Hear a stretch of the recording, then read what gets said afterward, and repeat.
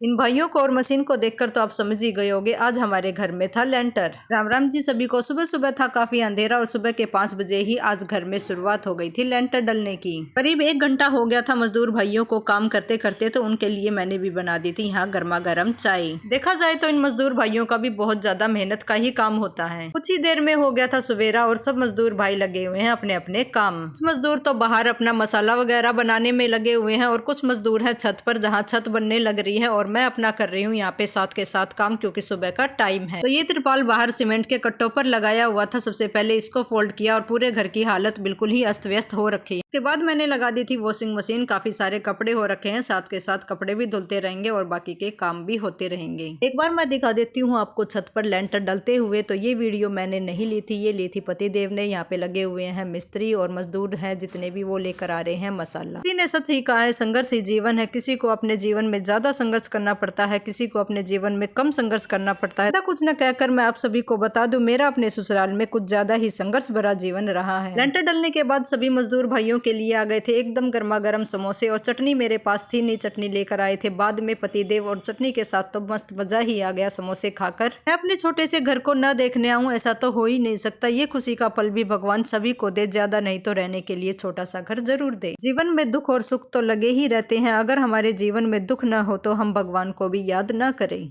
सुखी रहने के लिए जरूरी नहीं है कि बड़े बड़े घरों की ही जरूरत हो, अगर मन में संतोष है तो झोपड़ी भी महलों के समान ही लगने लग जाती है। घर से आने के बाद मैंने बना दी थी मिस्त्री के लिए चाय, और 1-2 मजदूर अभी रुके हुए हैं, बाकी सब तो चले गए। पतिदेव ले आए थे बचे हुए समोसों की पेटी। बाहर जो अंकल और मजदूर भाई चाय पी रहे हैं, उन्होंने समोसे खाए नहीं थे, तो पतिदेव ने करवा दिए थे इनके लिए समोसे पैक। के बाद मैंने भी की है अपनी गर्मा गर्म चाय इंजॉय। आप सभी को जय श्री श्याम।